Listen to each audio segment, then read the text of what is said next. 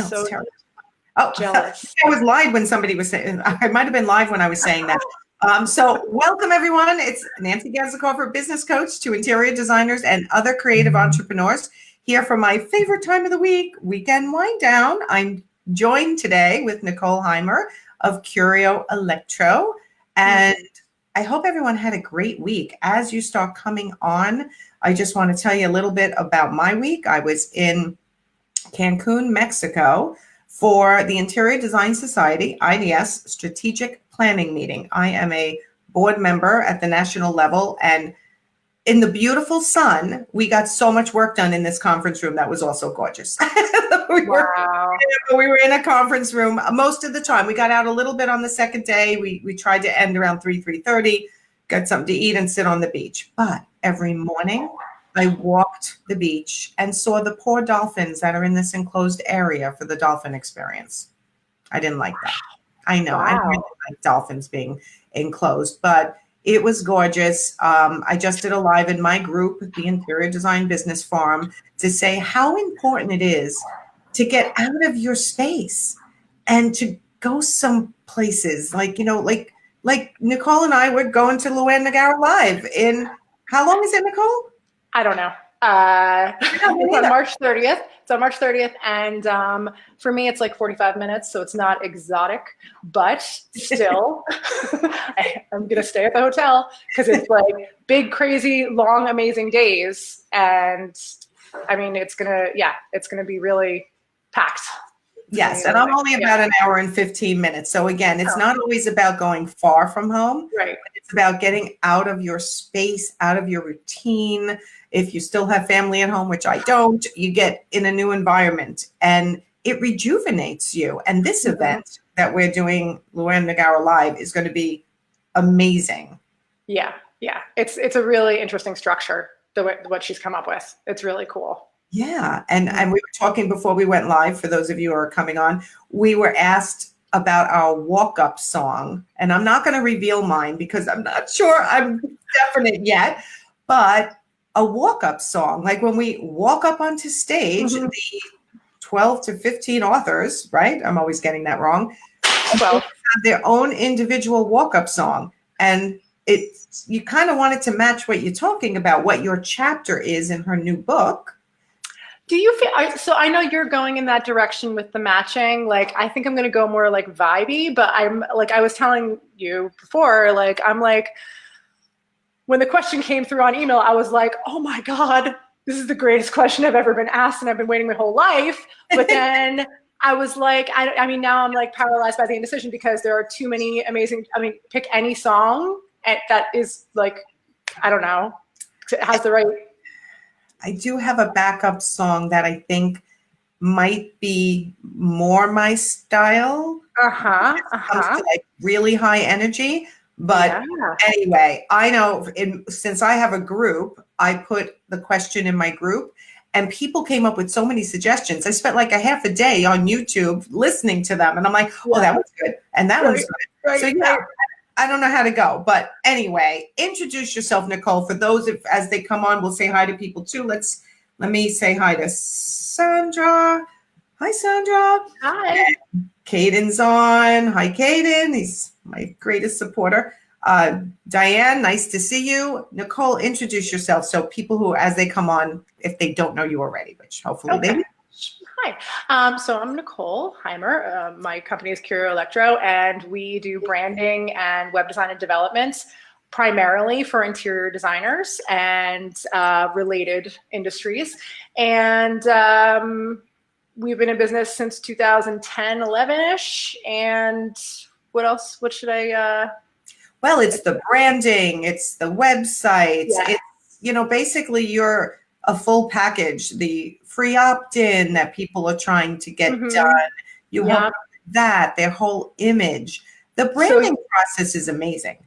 Yeah, so it is, right? Yeah. So I guess I would sum it up and say this, that the first thing that we do with anyone is help them figure out define their brand. And by that, I mean, really focusing on the messaging, on like, what is special, interesting, memorable, what is it about your interior design firm or your business that,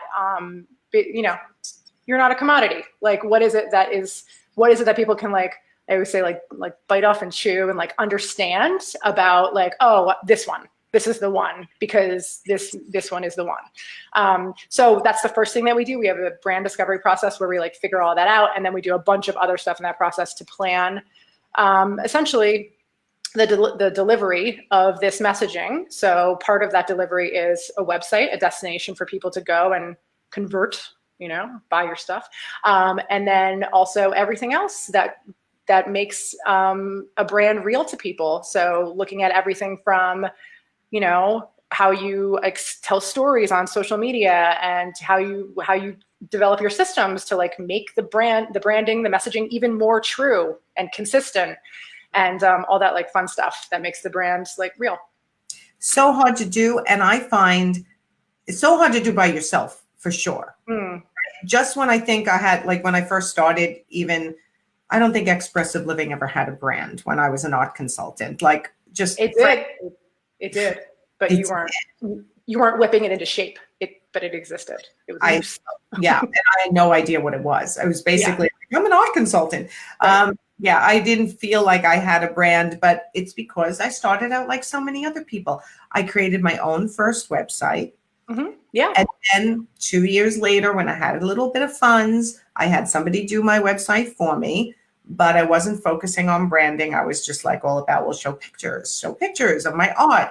And there was no, I didn't particularly tell the web designer to put any brand attached to it.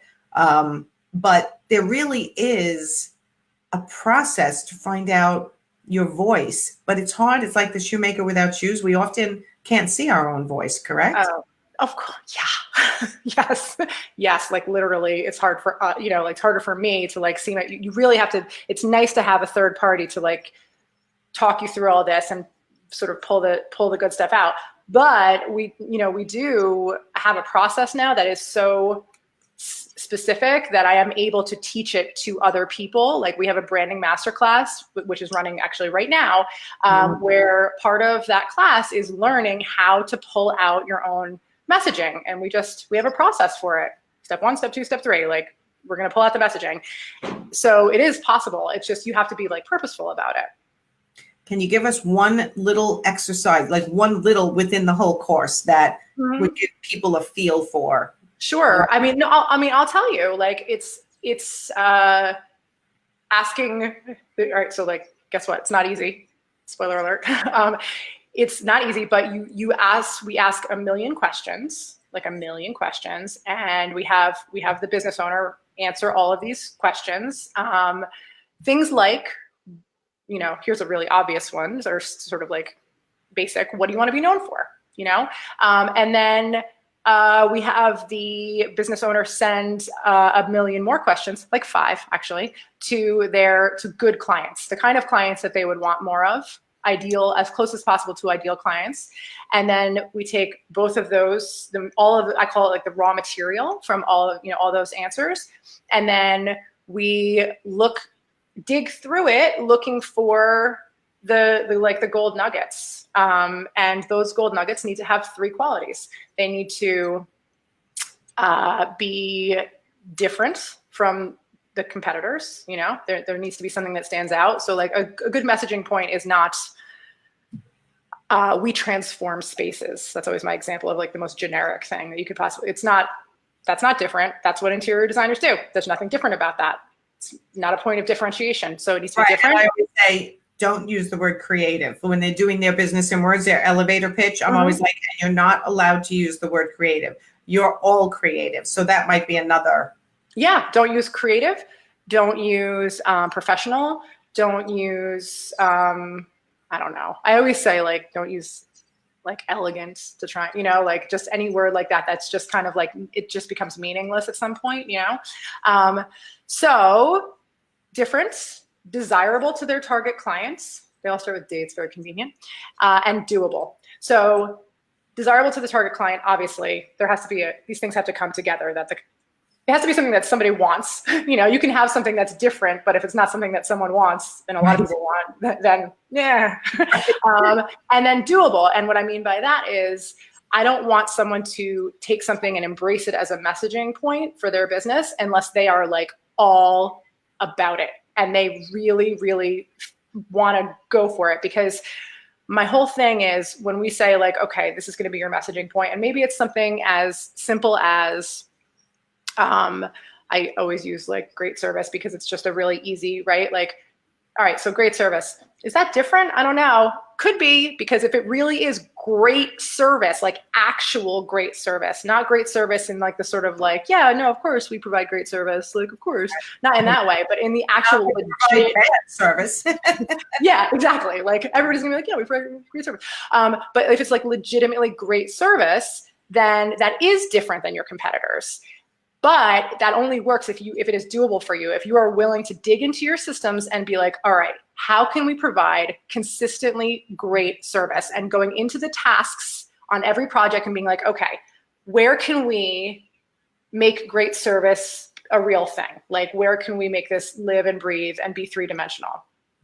Make sense? All of that, is that clear? It does, but like you said in the beginning, it's not easy No. to do any of this, because it also sounds like, and I know this for a fact, as you brand, now you start going backwards into your systems to start right living what you've just branded yourself as. I'm sorry. Hi, Lindsay. That's the way that we do it. That's the way. I mean, I don't know that every branding company gets into that, but that's the way that we do it, because I just really think it's important to like not just be like, all right, we're going to highlight this thing, but to really just be like, all right, if we're going to do this, let's do this. Let's really like, yeah, because your brand is not, it's not just like the thing that you put on your website copy, it has to be a thing that people experience so that they can tell other people about it. It has to be real to your clients for it to really be your brand. And the only way that happens is if it's in your systems. Okay, has to be real. Okay, so I'm going to give like I told you before you came on, I went to your website and I've been on there before, and I'm like, oh my God, I think it's new. And it's a little bit of a different Curio Electro. If you guys want to look it up after, we can always put a link. We will put a link. But the first thing that caught me was, it's kind of scarce in the front. Scarce. But, well, like it's not like full of clean. Too much shit. Thank you. Much better. It's kind of terrifying and silent. And I started drinking already. No, it's good. It's beautiful, clean, but I'm looking around and all of a sudden I spotted the button that I literally could not resist. And I resisted it because I was coming on with you, but after we're off, I'm going and I'm putting my name and email address into this because I have to. Because it, awesome. Okay, I wish, can I share my screen? Let me see. Oh, I think I can share my screen. Should we try that? I've never done it before, so I don't attest to how it's going to work, but you guys can let me know, people who are watching. All right, hold on. Let me close down everything else I have open. Okay, let's see if this works. Where did I just see the button? Okay, share your desktop. Hopefully I can get it off once I have it on. Okay, somebody tell me if it's working. Not for me. I don't see it working. Well, I'll tell them what it is. So, because Nancy mentioned this before we got on. Oh, wait, I got it. Okay, maybe not so much. Okay. Oh yeah, it says I'm sharing. Be Live Desktop is sharing your screen with audio. Can someone tell me whether you're seeing? This is so weird. Okay, I might as well hit stop share. Go ahead, tell them what it is because it might not be working. Okay, it's a website, but then at the top there's a lead magnet, for you to join my email list. And the way that I am encouraging you to do so is by offering you a define your brand voice recipe. And what Nancy was talking about before we got on here was the fact that the button, the call to action on the button is instant gratification, exclamation point, I think. Instant gratification. And then you can click on that and you get instant gratification. So, yeah, I mean, and what that is I'm sorry, go ahead, Nancy. What? Oh my God, something's happening. I figured it out. Okay. I figured it out. So it's probably too small for you guys to see, but I kind of got obsessed. Now I can share it 3 times. I did it 3 times. Okay. The top, it's just, here you go. Craft your reputation, branding, websites, and useful ideas. And then all of a sudden my eye went to this button up here that said instant gratification. And I was like, oh my God, I have to click on that. And boom, there's your lead magnet. I love it. Thank you. I love it. Thank you. The click to pop up is one of our favorite things over here. Yeah. Now, do you do that with every website? Not every website, but a lot of them. And the reason we do that is because of the soft yes, because when someone clicks on that, it's like, wow, I've come this far. Like, you know, it's already here. Like, I might as well put my name on the thing, you know? It's not like a regular pop-up that people think of where it inserts itself into your life, you know, 30 seconds after you get to the website and you're like, you just close it. You don't even read those things, right? Pop-up blindness. It's different. It's voluntary. So it gets, you know, we can see the conversion rate on these things, and it's very, very good typically, because once you open it, like I said, you're like, whatever, I'm here. Right. And again, those words, instant gratification, it was like, yeah, I so want that. Doesn't everybody want that? So I love that. I don't know if you do that on the websites that you design for people, but we can see on the right, you've done Luann Nagara's website and a bunch of others. I know there's a whole project section here. So easy process to understand how it works. So this is what you try to achieve for everybody. Yeah. Yeah. I mean, what you're seeing there as far as like the process, that's something that we think about. And it depends, of course, on the structure of the business that we're talking about. But if sometimes we want people to understand the path, you know, that they're going to take, we always want them to understand what we want them to do, the call to action for the site in general. And we always want to make that easy. But as far as that button goes and the wording on that, you know, obviously we're not putting instant gratification for everyone or really anyone. But what we do always want to do is carry over the brand voice, you know, for whoever it is, for whatever the business is. I mean, everyone has a certain sort of voice, and a button like that, a call to action button, is a great example of all the nooks and crannies where your brand voice belongs. You know, you don't want to have inconsistency where you get a confirmation email and all of a sudden it's like dry as a cracker, you know. You want it to be like, you want it to be like consistent at always, visually as well, you know, at every turn, when no matter what it is, like I just clicked on something and I'm being redirected to a page that's telling me to go to my email and confirm my whatever. Like I want that page to have the right brand voice too, you know. It doesn't have to be crazy. It doesn't have to be like, you know, right. You wanted to show some personality, so people, by the time they're speaking to you, they have a feel for your style. Yeah, I mean, it should all, like a brand is like a person, you know, like a brand is like a person. It should all feel like familiar, like all of it, ideally. And, you know, like I just said, it doesn't have to be like, some brands are funny, some brands are more aspirational, and some of them are soulful, and some brands are more, you know, warm and encouraging. And, you know, there are different tones that you can have, and not all of them are like going to be like blatantly like in your face at every turn, you know, like a funny brand would be. But no matter what, there should be consistency.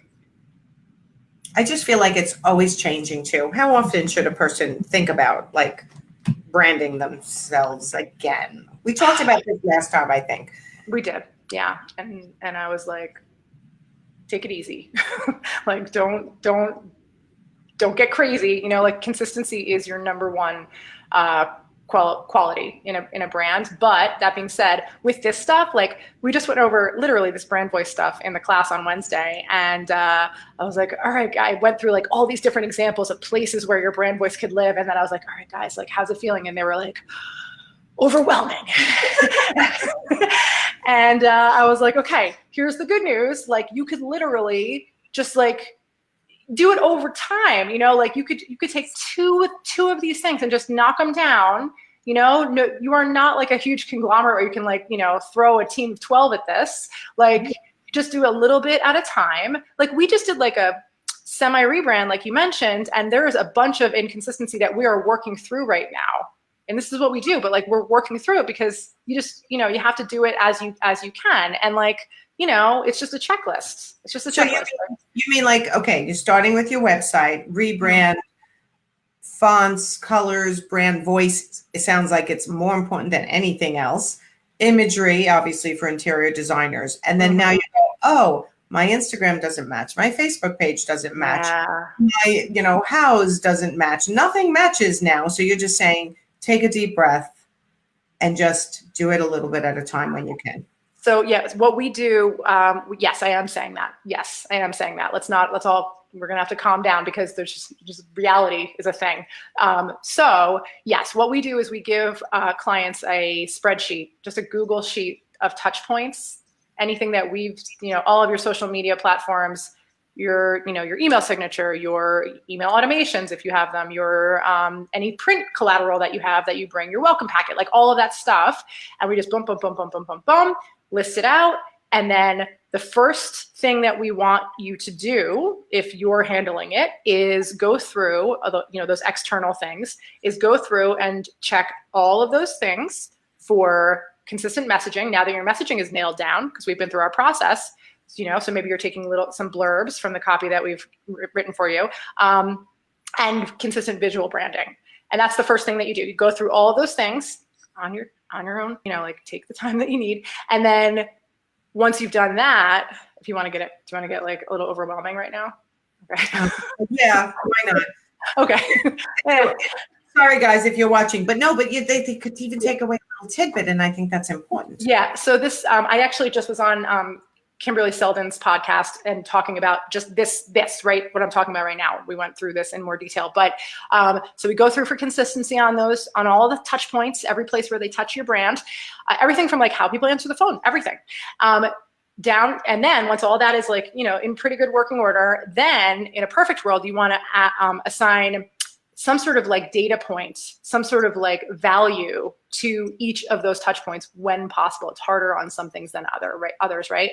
But for example, you would go through and let's say you have your Instagram and your Facebook and your Twitter account that you don't care about and your house frenemy that you have mixed feelings about and all that stuff. And you go through and you say, okay, what am I going to measure? I'm going to look at, let's say I'm going to go into Google Analytics and look at what kind of traffic each of these platforms is sending me, right?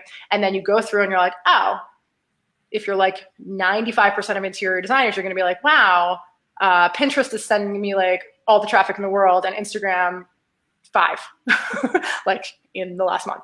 And you're going to be like, wow, that's interesting. Twitter, none. Maybe I should get rid of that completely if I'm not using it, right? And then that creates a baseline for you. There are many, many things you could choose to measure with social media. Obviously, your followers, your engagement, like all you could. But like I like the traffic it sends to your website because it's a nice, clear thing that you can just go look in your Google Analytics. Acquisition is the category, and it's just right there.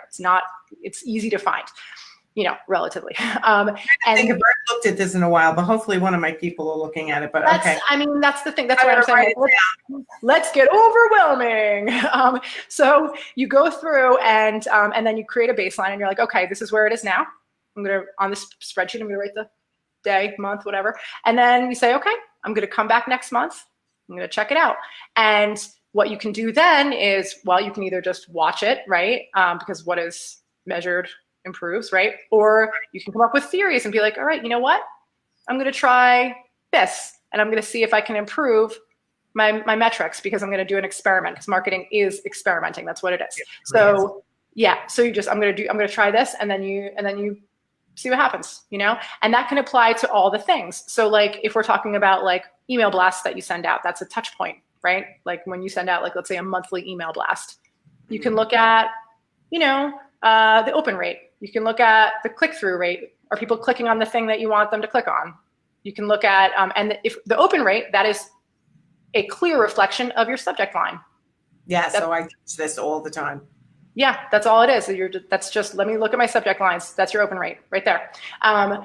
So, you see what I mean? Like, it's like you could do this for every single touch point and like, it's a lot, but like, if you just do a couple of these, you're so much further along than you were before, like you can really, right. Because if you get stuck and overwhelmed by just staring at it going, oh, now what do I do? But I also, and we talked about this, like you have to do something 6 to 9 months before your marketing experiments. You can't kind of like do it once and go, oh, gee, that didn't work, right? It has to be done and then tweaked and then, redone and until you kind of hit the formula. But over 6 to 9 months, I mean, that's how long it takes often to really see whether it's going to be something that's profitable for you. Right. And how do you know if it's profitable for you unless you're looking at some kind of number somewhere? Right.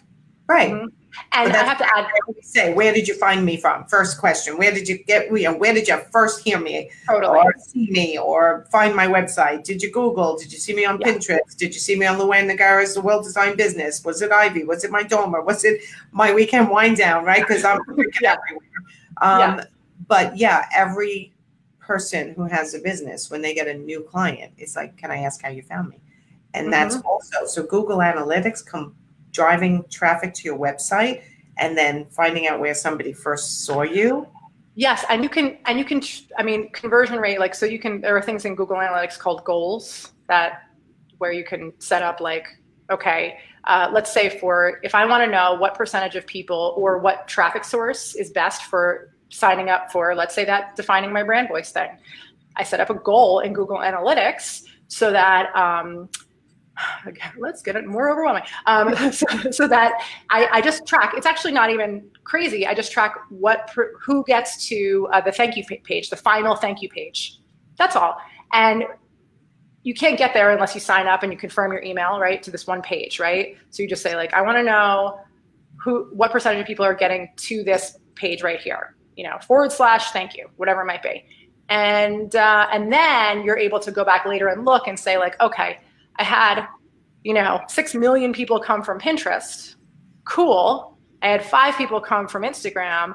Oh, but it turns out like half of the people from Instagram, 2/3 of them signed up for my email, my lead magnet, and like 1 of them from Pinterest did. So actually it turns out that even though there's more over here, Instagram is worth something because it's like a better quality, traffic. Right, all the way to confirming their email, which puts them on your email list. Right, exactly. So that's what you really need to know. But is that all? Yes, it is. It is totally all inside. Yes. So if you go into Google Analytics and go to goals, that's where you can do that. Now I'm writing that down too. Well, I have something in the back of my website, if my web designers watch it, chime in. Well, it gives me where my traffic is coming from. Yeah, great. Yes. So that's probably Google Analytics. Probably there are other ways to measure it, but it's probably Google Analytics, a plugin of some sort that is just embedding that information on your back end, so you don't have to go and log into Google Analytics manually. So that's nice. That's nice to have that. Right. So that's giving your acquisition. That's giving you where your traffic's coming from. Correct. I'm not sure it's doing the goals part, but I'm really not the one who goes and looks at it. That wouldn't, most likely that would not, you'd have to set that up on Google Analytics, not on your website for sure. And I don't know that would be spit out on the back end of your website. I don't know if those probably not. Plugins can be a little.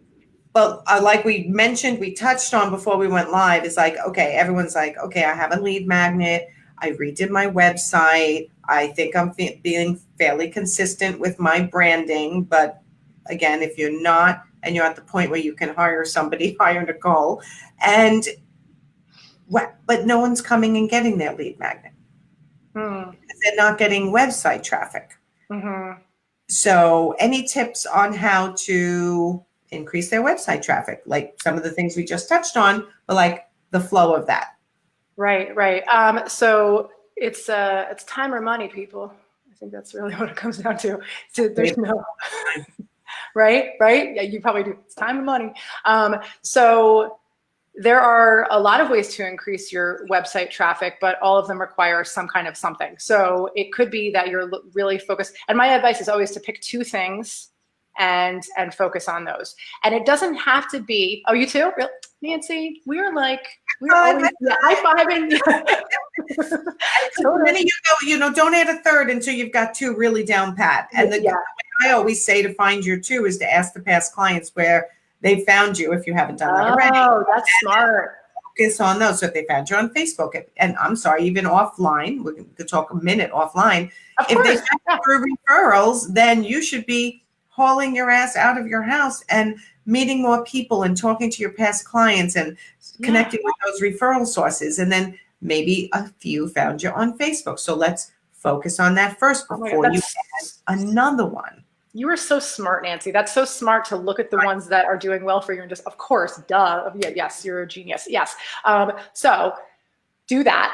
Ask people where they've heard about you. And then you said like we could talk for a minute about offline. All right, so we can talk about search engine optimization. Like that's like one of my favorite ways to get people, in seen is to really go for that local SEO. And like just to let's take a minute for that. So the thing is, one of your greatest tools for search engine optimization is your blog, because you can go to town on a particular phrase or something that you really want to be found for in a way that you cannot on your homepage or about page or contact page. Like those pages really exist to like convert people and like educate them and make them buy things. Like that's what those pages, direct them in the right direction on the path on your website. Mm-hmm. A blog, you can really you can go and like feature a project in a particular town and really optimize for that, interior design in whatever the name of the town is. You don't have to live in the town, and really like talk about it, testimonials, images, before and afters, the story of the project, go through all of that. And then eventually, like I've seen it time and time again, you start, depending on how competitive, it's not going to work for like interior designer NYC, guys. It's just not. It's a whole other thing. But if you're, for your local market, doing stuff like that can really actually get you seen for those kind of searches, and it's great. And you can do quite a few blogs and really hammer those key words, those location words, or those styles. Or niches, or like whatever it is that you want to do. But SEO, it's complicated. Like it's a combination of factors involving everything from how fast your website loads, to how long your domain has been around, to how many reputable websites, it's called backlinks, are linking to your website. So Google, I'll tell you this, and this is where branding comes in, and I think this is so interesting, and I want to write a blog post about this. Google likes brands. Google, yes, we know this. There's data to support it. Google likes brands. And the reason why Google likes brands is because Google doesn't want to show people spam. So Google wants to show content, even if you have the most wonderful, amazing, well-optimized, like keywords and pictures and whatever, Google is much more likely to rank a website, to rank an article, to a page or whatever, to show this in the search results if it is coming from an established authority, a brand. And what I mean by that is someone who has been around for a while, someone who has other sites linking. Evidence of offline existence is actually shown to be really positive. So like if you are part of the Chamber of Commerce, like Google's like, oh, cool. You're legit, man. Like you're real, it's what's up. If you're a member of the Chamber of Commerce as your name and your company name is different, I guess what you're saying is like, it could say, Wouldn't you be a member as your company name of the Chamber of Commerce? Yes. So yeah, I think I was a member of the Chamber of Commerce before I decided to focus. Okay, I never did that, so I would know. Okay. I'm pretty sure it was as my company name. Yeah. But like for you, Nancy, for you to be, linked to from the, what is it, IDS? Yeah. Mm-hmm. Yeah. I mean, like, that's a really positive thing that really says like, hey, Google, this business is intertwined with the interior design industry and is, you can't buy that kind of backlink, like. Interesting. So even more reason why, like I just did a live in my group today, mm-hmm. like be part of a charitable organization. Sure. Especially a local interior designer, be part of something, but don't just be part of it, be on a committee. And often those organizations put out posts. We want to thank our committee. They have little press releases for projects that they've done. So you're saying every time your name is out there, your company name is out there, and which in many cases is your name. All these are creating existence in other places, and that's Google likes that. That means you're legit. Google likes, not only does Google like, so backlinks, I'm talking about linking to your website, but even mentions of your name, not even linked, from what we understand from the great mystery that is Google, because Google doesn't tell us everything. Like, they hardly tell us anything, but there are people who devote their whole existence to tracking this stuff, right?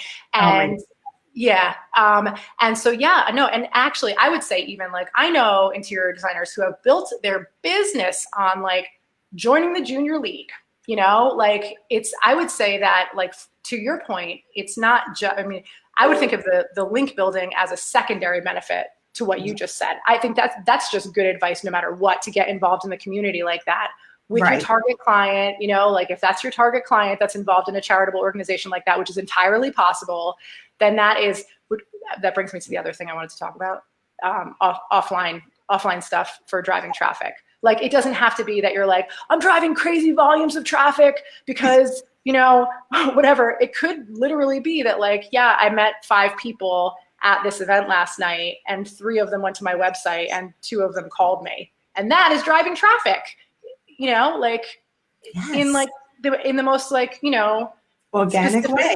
Yeah, like, it doesn't have to be crazy volume, you know? This is where I just always go back to, it's going to sound so simple, but like, live your life. Like, get out, meet people, join things, try new things, meet more people, online, offline. Like, I've used this as a couple of times in examples, but with my clients, there is this huge group on Facebook, the Tri-State Restaurant Group. And I'm always in there glancing and making comments. Like, someone's like, I'm looking for a great pizzeria in Huntington, you know, or something like that. And I'm in there, and then they're looking up my Facebook, because people are stalkers and lurkers, and that's what, you know, bless them, is all about. Bless their heart, bless their hearts. But that's how. And then my personal Facebook page is completely branded as my business as well. Yeah, you're good about that stuff. Yeah. Well, it's huge. And then they click on something, they go to my website, because that's what happens. We're in a kind of lurking and stalking society. And those visits to my website by complete strangers could end up driving more Google points, right? Yeah, I mean, it's traffic. Yeah. Well, I'll tell you what does. So traffic in itself is good, but when people stay on your website, that is another. There are so many factors in the algorithm that I could just throw up thinking about it. It's like, it's crazy. Like, you know, we can't, all you can do, honestly, the best, anyway. So yes, if people stay on your website for longer, that is good. And Google is more likely to rank whatever it is. Like, if there's a bunch of search results and someone clicks on something, if they're like bouncing right back to the search results again, Google takes note of that. If they stay on the page and go to another page and stay on for 5 minutes, Google takes note of that. So in the end, the big takeaway with this whole conversation is that you just have to have a good destination, a good website where there's good information that people really need and want. And that's it. That's all it comes down to. There's no real gaming the system. Like, create things that are useful to people, answer actual questions, you know, and don't try and clickbait, because it's not really, in the end, it's not going to work. You just have to be like, you know, good. Right. Which brings us full circle back to blogging. Because if someone's reading your blog, they're on your, or video, which we can't even get into video, but like, cannot get into video, people. But like, the longer someone is on your website, like you're saying, Google's kind of, you know, I'm going to call, okay, so when my kids were young and they would do something, I would go, oh my God, you got so many mommy points for that. So now I kind of like transferred that to Google points. You know what? Yeah. If you can keep someone on your website longer by reading your blog, it's Google points. If you have a video, it's Google points. If you have links from other websites that go back to your website, those are Google points. Right? But you cannot do it all at once. You cannot do it all at once. You can go back to time versus money. If you have the money, you can hire someone to do it. That's right. Or if you want to take a leap of faith and know that it's going to come back to you tenfold, then you can hire someone to do it. Otherwise, like you said, you go back to that checklist of what to focus on first. Because you can, I mean, I'm everywhere and I have a big team at this point. We cannot do it all either. It's ridiculous. Yeah. No. No. And that's the nice thing about branding is that it is less overwhelming because you can get more specific about what you want to say, who you want to say it to, and then therefore where you want to say it, so it helps. So you can really hone in on your ideal client. And I loved what you said about share real information, because I'm always saying people don't hire you for inflammation. No, they don't. You're right. They don't hire you for inflammation either. Oh my God. For sure. Yeah. Information. Let's clarify that. People do not hire you for information. They hire you for implementation. Yeah. Because, my whole computer just did this little power surge thing in my back. You're here. You've been here. Yeah. Okay, yeah, everything went black and then came back. So Nancy, do not leave me here alone. I cannot do it. There's no way. Want to watch me melt down, everyone? Yeah, so please stay. You would not melt down. You're good at this. Okay. Oh my God. Oh, look, Kathleen is here. Oh, Kathleen, I'm glad you made it. Oh, hi, Kathleen. I just survived with Kathleen. So, okay, what was I saying before some ghost came out and just flashed my whole computer? Oh my gosh, I don't remember. It's crazy that I don't remember. Good. Oh, good. Things should be good. Things should be good. No, is that what you're saying? Your website should be good. Your content should be good. Your blog post should be good. Is that what you were saying? Oh, that people don't hire you for information. They hire implementation. That's what you were saying. Yes. So share what you know. And inevitably, if somebody can't get it done, they're going to go, wow, you know what? She shares so much information. I've learned so much. And it so goes for interior design.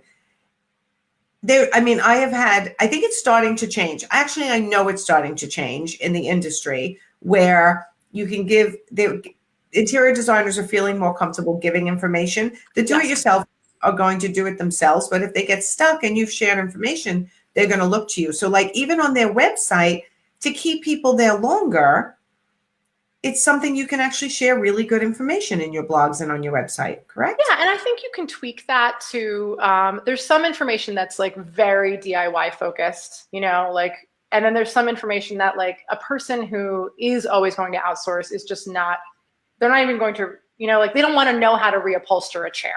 They don't. Good point. They don't want to know that. So I think there is, yes, I agree. You do not be afraid. I am a total believer in that. Do not be afraid to share the information because, like you said, people are hiring you for, in many cases, not always, project management or whatever it might be, delivery of the service. But you can tweak your content to be more DIY focused or less, for sure. Okay. All right. Talk to me more about your course. That someone takes your course. How many weeks is it? What? If you have this in front of you or on the top of your head, like what are the modules? What do they come away with? Quickly, pull up my notes.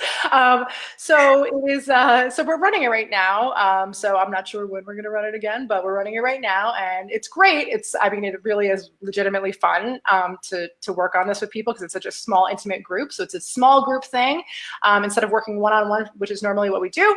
And it's 6 weeks, and the end deliverable that you come away with as a participant is a completely defined brand as far as the messaging, the voice, the tone and personality of your brand, the visuals. So you end up with a style guide, like a single page style guide, which I'm going to go ahead and call it like just like the most useful thing a person can freaking have if you're in business. Like it's just here, designer. I mean, we make them for clients, a style guide at the end of every project, which has just, color palette, what are the fonts, what is there anything we need to know about how the logo is presented, and what was the other thing? Fonts, color palette, messaging. Well, so that's not on the style guide. because the style guide is specifically for design, for visuals. Yeah. So it's nice because you just even for us internally, when we're designing something for a client, like you could hand it off to any designer. The client has it now and they can be like, oh, I'm putting an ad in a magazine, and they have in-house designers who are like, oh yes, we will design it for you. Well, here's the style guide, dude. So. Yeah. And that is very useful. I have one too. And I have been asked for, what are your brand colors? Mm-hmm. What is your brand imagery? It's like that starting inspiration point. Yeah. What are your fonts? Yep. Yeah. And it's stay between the lines. Like this is what our brand looks like. So they end up with that at the end. And we're, adding things like in this round, like music, like everybody's going to pick a song that like represents their brand, for video. Like if you're going to do edited video, like let's have a song, guys. Kind of like our wake-up song that we can't figure out. I just told Nancy before that I considered Salt and Pepper Push It, and then I was like, that's ridiculous. I can't do it. It's too much. You know what? I could probably pick a song for you better than you could pick a song for yourself. Oh my God, you're so right. Same. I know, right? That's what we should do. Oh, it's too. We should do that because I already submitted my song, but I said I think this is my song. I was not very definitive, which is not like. What's our deadline for that? Anyway. I think they wanted it soon, but I love that. So your branding group now will also be picking a song. Let me see what other people are saying. Hold on. Yeah, basically you have everything at the end. That this is what my brand. This is the narrative as far as the messaging goes. This is, this is what is special about us and what we are communicating through stories, through testimonial choices, through image selection, through actual copy, through everything. This is what we're communicating. And then this is what it looks like, the brand, always. These are the guidelines. These are our go-to images. This is the music. Like it's everything so that it's a complete package and you can achieve that wonderful consistency that creates a recognizable, memorable brand that people can be like, oh yeah, that's the one. I recognize it and I understand it and I want it. Well, in how many weeks? 6. Wow. That's impressive. Thank you. It really is impressive. Do you get how many people in the group? 6, 10? 4 to 6. 4 to 6. Okay. So that is a nice personal group. Oh yeah. And so do they get freaked out? Like, I don't know what my colors are. And like, you just walk them through thinking it through. And then they have a week to sort of finalize it in their heads. Well, we use inspiration. We have tools that we send them to that are like, here you can plug an image in here and then work through here are how many colors we want you to have for a palette. Here's what you want within the palette. You want like one really dark, one really light, and then one, you need one action color, and like it's specifics like this that make for a good color palette that is useful. That and you can pull the inspiration from anywhere. You can pull it from your favorite room that you ever created for a client that really like represents you as a palette, or you can pull it from like an existing logo and you're like, all right, well, this only has 2 colors in it. Let's expand out on this palette because I really want you to have, 5 colors. You need like a nice selection like that to really like fill it out, Yeah, I think I have 6 colors. Great. I think I have 6 colors. I don't even remember. But you know what? It's so exciting to rebrand yourself that you almost want to do it again. I almost want to do it again. You're not allowed. I'm not allowed. It hasn't been long enough. Right. Me. I'm like, never. Just. I know. And you know what? But that's what I love about you. You're not going to say, yeah, just rebrand. I'll do it for you. You're like, no, your brand is getting known. Don't mess with it. Yeah. I mean, you can certainly, of course you can tweak, but like, I just, and if it's not like, if you hate, your visual brand, then like, let's not, and I know you don't, but you, the proverbial you, if you hate your visual brand, then like, yeah, let's get you to somewhere where you can be like, feel like it represents you. There are many good reasons to rebrand visually and many good reasons to rebrand as far as messaging goes. But yeah, we don't do it willy-nilly. What happens with the baby designers, as Luann would say? When is the right time, in your opinion, to brand? Because I feel like they don't even know themselves as a brand yet. And if they say, well, and I do have clients that are perfectionists. So they're like, okay, well, I can't get a client yet because I have to brand, I have to get my website done, I have to have my Facebook perfect, I have to have this and this and this. And I'm like, in the meantime, you could have had 3 clients while you were doing that. So that's my job as a business coach, right? To kind of like push through the perfectionism. But when is the right time for the first time, and money aside, like timing wise, to brand? Sure. I've had clients who did the brand discovery process. We just finished one up. She has, and she's going to implement on her own, and she has the most crystal clear vision for what she wants to be as a designer. Like she's, you know, seriously, she's going to do great, you know? But typically I would say, get a few projects under your belt before you start to figure out your messaging, because you can't, like, the questions that we're going to ask you, it's going to be hard for you to answer some of them if you haven't had some experience, you know? Like, in a perfect world, I'd like to see a little bit of experience before you try and figure out what your messaging is, because you don't know what you don't, you know, what you like, what you don't like, what you're good at, you know. How can you figure that out unless you've done some work? But again, there are exceptions. There are exceptions. Some people just like come out like birthed from the womb with a business plan and a niche. You know, like, that was never me. That was never me. No, me either. Oh my God, I fought this interior design thing for years for some reason.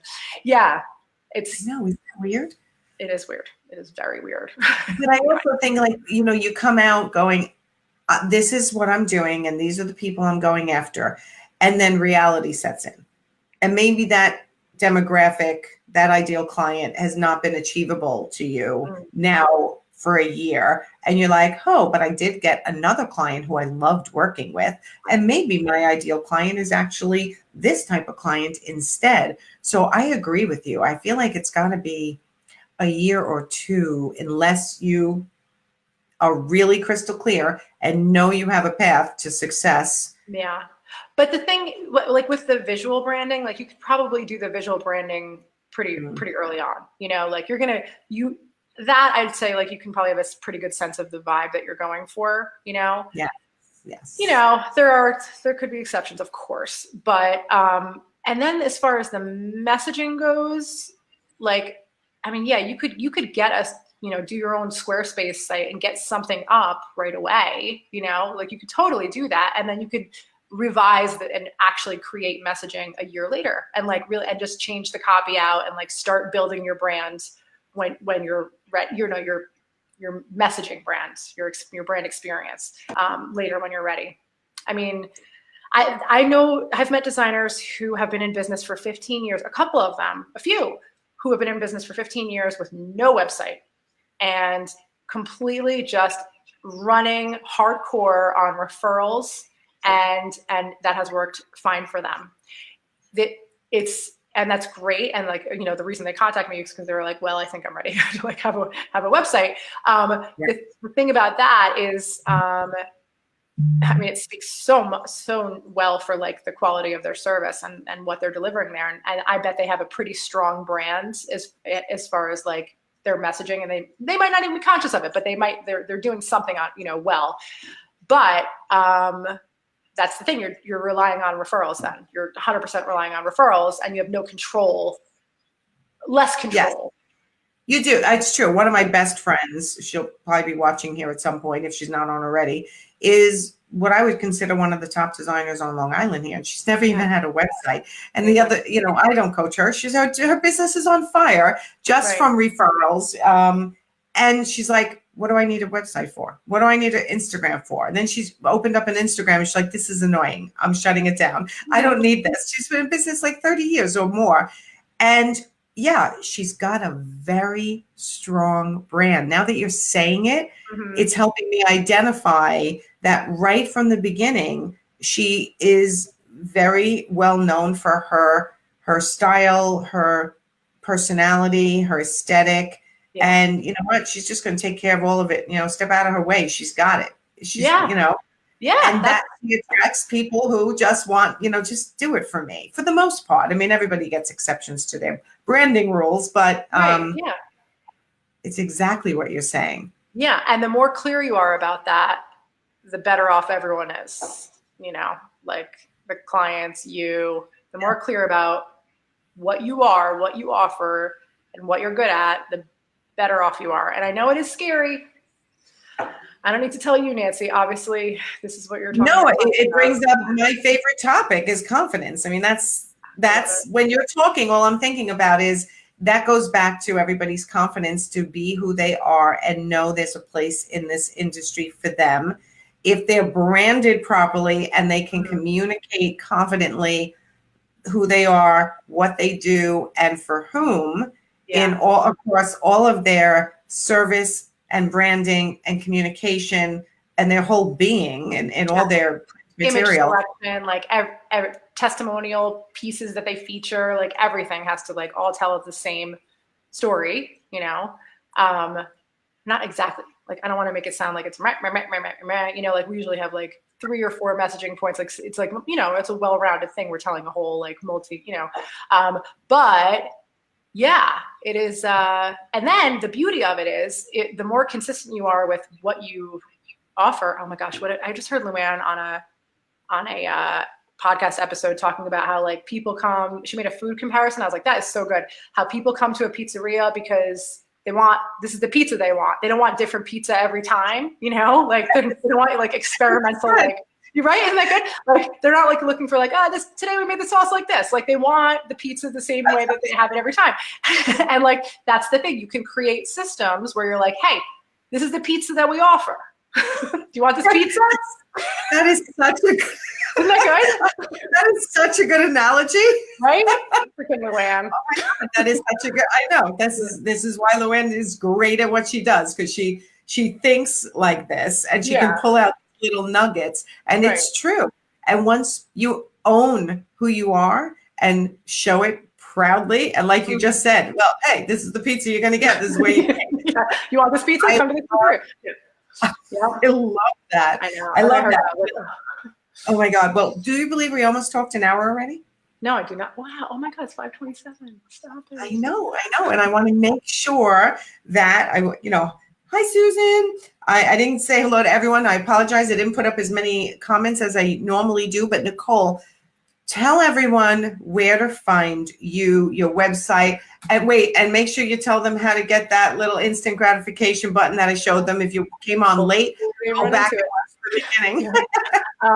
So it's curioelectro.com, CurioElectro. She will post it. Somebody will post it in there from her team, maybe. Yes, I don't know if Kate is still watching. Yeah, I don't know. So yeah, I'll throw it in after. And then if there's a bar at the top, and that's where you would find. It's on every page. So. And if they're interested in I'm going to put you on the spot, because if they're interested in this branding, what do you call the group? It's the branding masterclass for interior designers. Okay. So the landing page is down from the top navigation, but you can still go to it. It just has like the information from this last round. We just haven't updated it, but okay, I need to. Not prepared there, Nancy. Really quick. No, but if somebody is interested in like the next time you run it and they just want to make sure. Yeah, like normally, so it just takes a second for us to like get it. We're very busy right now with client work, but we would have on that landing page, we would have a sign up like, hey, if you're interested in the next round, then we always have it's the same thing, click for pop-up, and then you can enter your information and we'll put you on the list, and then we will give you advance notice on the next one. So that is normally what's there. So actually what you guys can do, actually, if anyone is interested in and possibly going, being notified when we do the next round, just shoot me an email, Nicole@CurioElectro.com, and I will make sure that we put you on that list, and then we'll just send you a notification when we're gearing up for the next one. Or you can go tomorrow because I'll make sure it's updated, or even in a few hours, to brandingdiscovery.com, That redirects you to that landing page. But don't go there yet, because it's old. Tomorrow. Yeah. Well, tomorrow you can go in and put that link there, because people watch this. I get there's anywhere from 15 to 30 people watching live. And then by the end of the week, there's 500 to 1,500, depending on the week. Oh, well, then let's just pretend that I was prepared all along. Go there now. Now. Exactly. Go there now. The link is in the comments. But thank you so much. And I can't wait to see you in person at Luann Nagara Live at the end of March. Guys, come to it. It's going to be so much fun. Seriously, it's going to be so awesome. It really is. Yeah, we're going to teach you a lot, but we're also a fun crowd, if I do say so myself. Yeah, no, it's going to be really intense with the learning. Yeah, so that I'll throw the link out for that right now is you can go to luannlive.com, Luann with 2 N's, live.com, and that'll redirect you to that landing page. Yes, come purchase a ticket, come see us live. We're all teaching so much, and there's going to be so much opportunity for one-on-one interaction with us. Yeah. We're going to be at all the cocktail hours, at all the dinners, at all the lunches. We're going to be accessible. So it's not just what's going to be going on at stage. It's going to be what's going on off stage as well. Tons of opportunity. So thank you, Nicole, and thank you everyone for watching. I do want to tell everyone I will not be weekend wine downing publicly next week. I will be in Nashville on my own business building event with my son and business manager, Caden. So we will not be here next week, but we will be here the week after. So look for those notifications. And I hope everyone has an incredible weekend. And thanks for watching. Thank you, Nancy. Bye. Thank you, Nicole.